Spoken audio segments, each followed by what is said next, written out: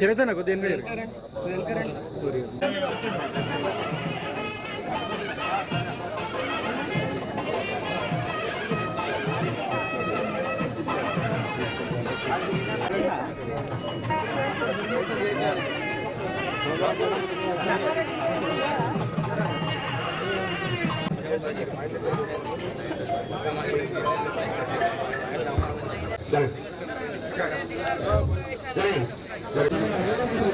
మీద పడకండి సార్ ఎంత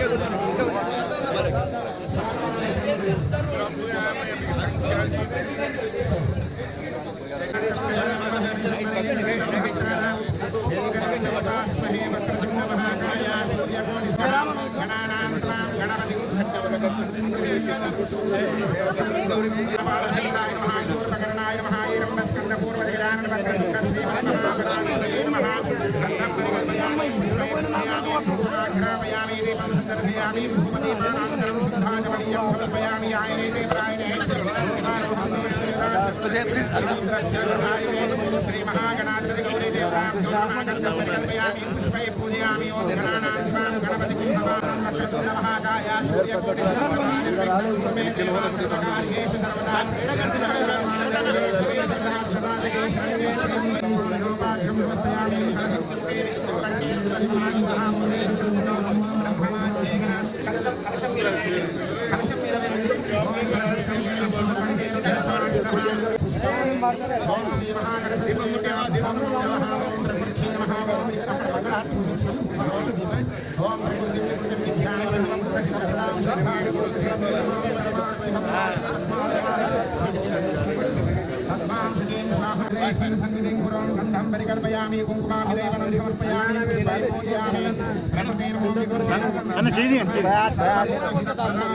అన్న హాత్ నికల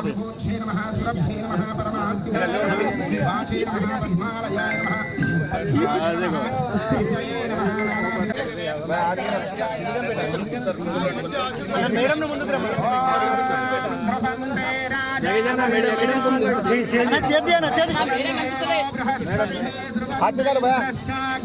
మేడం కొద్దిగా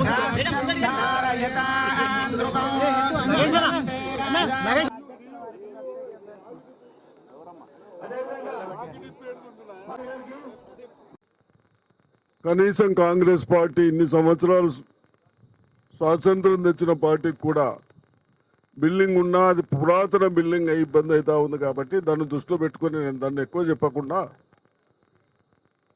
మనమందరం వ్యవసాయదారులము దయచేసి ఫోన్లు బంద్ చేయించి ఒక్క మాటినండి మీకు అందరికీ చేతులు వచ్చి నమస్కరిస్తాయి బాదా మంద్ గారు పీచే వాళ్ళే మీ అందరూ గత ప్రభుత్వం 10 సంవత్సరాలు ఏం చేశాది మనమున్నప్పుడు ఏం చేశాం ఆ వ్యత్యాసాలను చెప్పే బాధ్యత మన పైన ఉంది. మనం ఉన్నప్పుడు కాలేజీలు కట్టాం, యూనివర్సిటీలు కట్టాం, లిఫ్ట్ ఇరిగేషన్స్ కట్టుకున్నాం, సౌకర్యాలు చేశాం. వాళ్ళు 10 yearsలో ఇన్ని బాకీలు పెట్టి ఏం చేశారు మనం? దయచేసి మీ అందరికి చేతులు వచ్చి నమస్కరిస్తా ఉంది. ఫ్యూచర్ మీ కొరకు, మన పిల్లల కొరకు మనం ఇంత కష్టపడేది. అటువంటి దుర్మార్గులు మాట్లాడుతూ ఉన్నారు.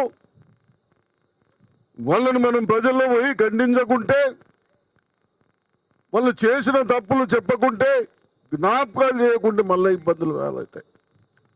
మన పార్టీ వస్తుంది పోతుంది కానీ ప్రజలందరూ సఫర్ అవుతారు. కాబట్టి మరి ఇవన్నీ దృష్టిలో పెట్టుకొని ఎవరు ఖండించారు? వెనుక ఉండే వాళ్ళు స్టేజ్ మీదకి వస్తారు కానీ ఒక్కడన్నా ఖండించకుంటే ఇంకోసారి పార్టీలకు వెళ్ళి కూడా తీసేస్తామని చెప్తా ఉన్నారు. మరి మహేష్ గౌడ్ గారు ఏమంటారు కానీ ఎందుకు అక్కడ ఎదుటోడు ఏమి చేయనోడు మన మీద మాట్లాడుతూ ఉంటే మనం ఎందుకు ఉండాలి? వాస్తవాలు చెప్పాలి ప్రజలకు. పార్టీకి ఏం కాదు కానీ మన పిల్లలు, మన ప్రజలు సఫర్ అవుతూ ఉంటారు. కాబట్టి తప్పనిసరిగా ఇన్ని స్కూల్స్, ఇంత డెవలప్మెంటు, ఇన్ని ఆరోగ్యశ్రీ ఇస్తూ ఉన్నాం, ఇంకే కాదు, ఒక్కొక్క ఇల్లుకి 5 లక్షలు ఇస్తా ఉంటాం. ఎక్కడైనా కానీ చిన్నోళ్ళు కాక మనకు అవసరం ఉన్న వాళ్ళకి కూడా ఇచ్చే ప్రొవిజన్ కూడా లేకుండా పెట్టుకున్నాం. ఎందుకు? బీద వాళ్ళకే రావాలని. వాళ్ళ లెక్క నువ్వు టీఆర్ఎసా, నీకే ఇల్లు ఇస్తాం, నువ్వు బీజేపీ తుమారకి ఇదైతే ఇదా మనం చేస్తూ ఉన్నాం. అట్లా బీద వాళ్లకు ముందిస్తూ ఉన్నాం. నిన్ననే మా సీతక్క గారు, ఇన్ఛార్జ్ మినిస్టర్ గారు, కన్సల్ట్ మినిస్టర్, మన డిస్టిక్లో కంబైన్ డిస్టిక్లో ఇంకా 2000 గుడిసెలు ఉన్నాయి. వాళ్ళకి ఇల్లు కట్టియడానికి ప్రయత్నం చేయమని చెప్పాం. ఈ విధంగా ఒక నామ్స్ పెట్టుకుందాం. అన్ని చేస్తూ ఉన్నాం కానీ నోరు మెలిపకుండా లాభం లేదు. నేను కూడా నోరు మెలపకపోతుంటే, కానీ దుర్భాగ్యుల మాటలు చూసి నోరు వెలిపకుంటే నా పిల్లలకు మీ అందరికి భవిష్యత్తు పోతా ఉంటుందని మాట్లాడుకొస్తుంది. కాబట్టి దయచేసి మీరందరూ పిసిసి గారికి మరి నేను చెప్పాలో లేదా కానీ ఎట్లయినా కానీ అందరు ఖండించవలసిందే. ప్రతి గ్రామంలో చెప్పని వాళ్ళ మీద కొద్ది యాక్షన్ తీసుకుంటే కానీ ఆ విలేజ్లకు పోతే ఎస్ ఈ ప్రాబ్లం ఉన్నది, రండి చేసుకుందాం, లేనప్పుడు ఇయ్యాల కాదు రేపు వస్తుందని చెప్తాం.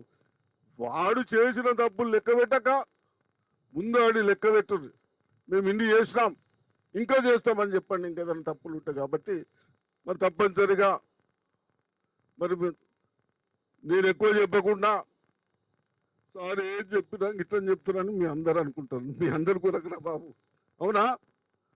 చెప్పేది కరెక్టే చెప్పి నా చేతులు ఎత్తుండ్రి, దండం పెడతారా బాబు, మీరు ఖండించుండి. మీకే రేపు అన్నీ కావాలంటే వాడు ఏమనుకుంటే ప్రజలు అదే తప్పు అనుకుంటారు, మనం ఏమనుకుంటే.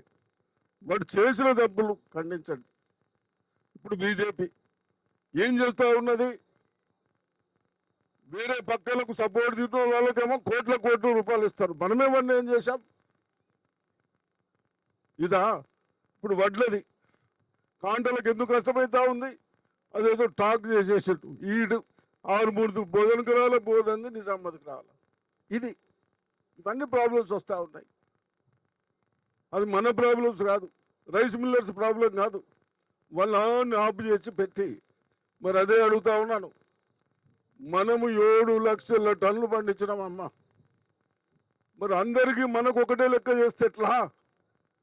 మనకు దొడ్డు కానీ సన్నం కానీ ఓన్లీ 50,000 లీటర్ టన్స్ కూడా ఇవ్వలే. మరి ఎట్లా ఎటు పోవాలి? ఇవన్నీ ఇవ్వటగాల మనం. బీజేపీ నాయకులు కొత్తగా చెప్తారు కదా, అడగండి.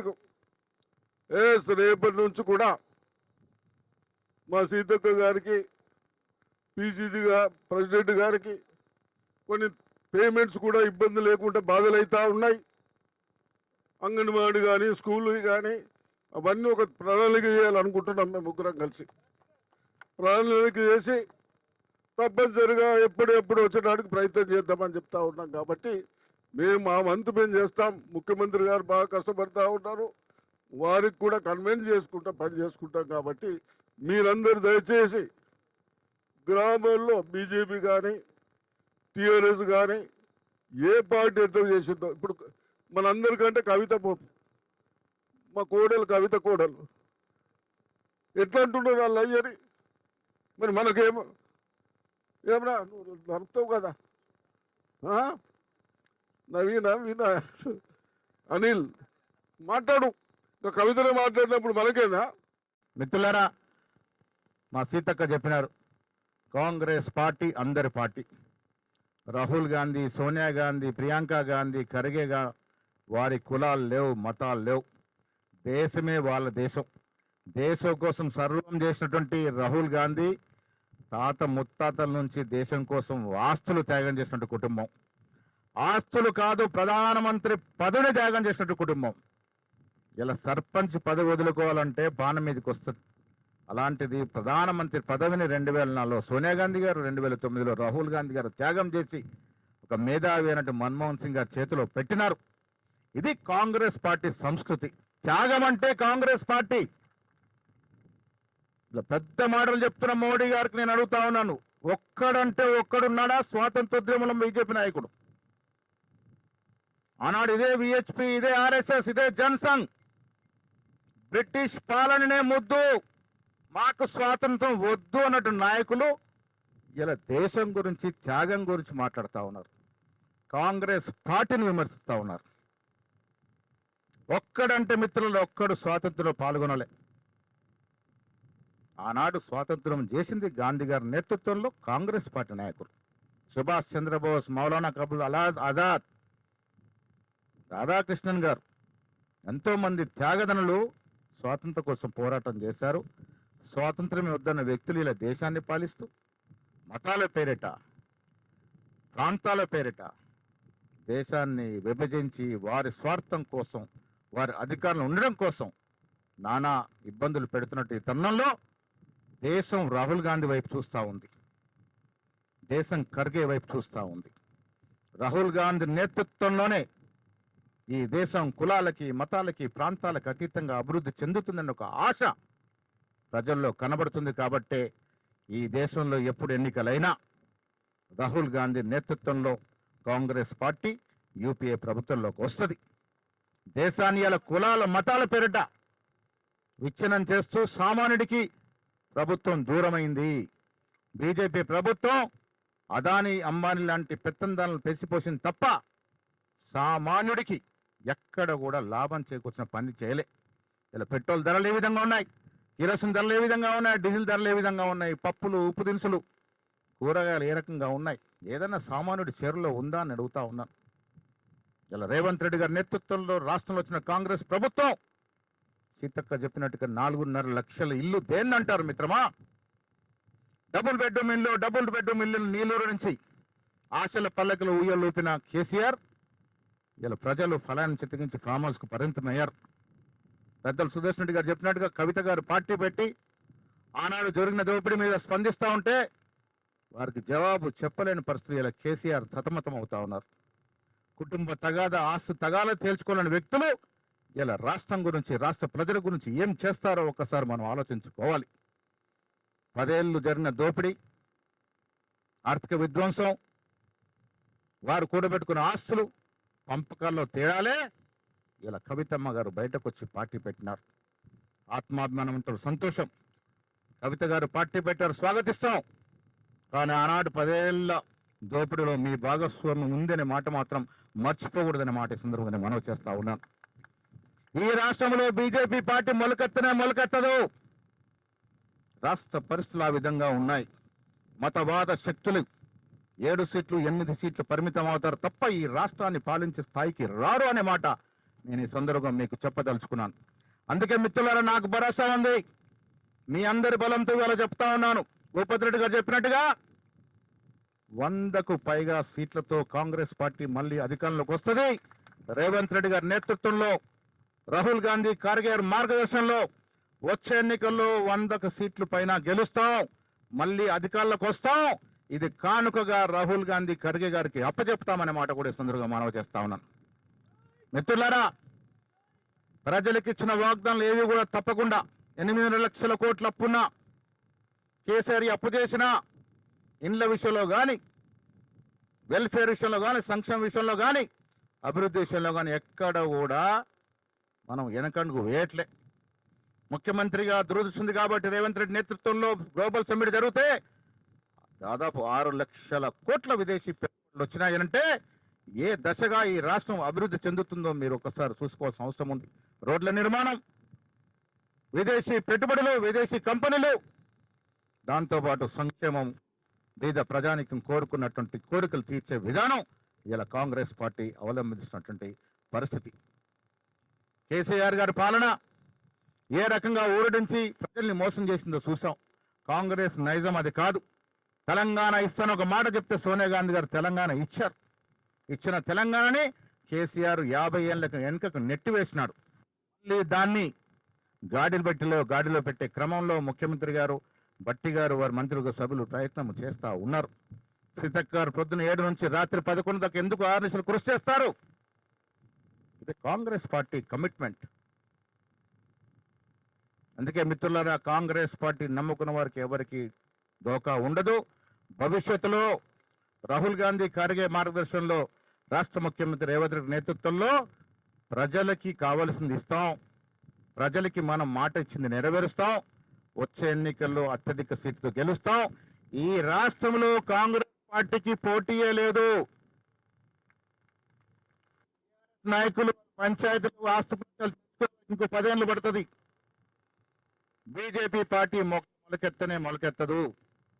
కాబట్టి మనమే మళ్ళీ అధికారంలోకి వస్తామనే మాట ఈ సందర్భంగా మనం ఇవాళ మనం చెప్పుకుంటాం కొన్ని పార్టీల గురించి, ఆస్తి రహిత పార్టీలని చెప్పుకున్నా. ఈవెన్ కమ్యూనిస్ట్ పార్టీలకు కూడా ఆఫీస్ ఉంది. కానీ కాంగ్రెస్ పార్టీ ప్రాణ త్యాగం నుంచి మరి ఈ రోజు వరకు ప్రజల కోసమే నిరంతరం ఆలోచించే పార్టీగా కాంగ్రెస్ పార్టీ నిలిచిపోయింది.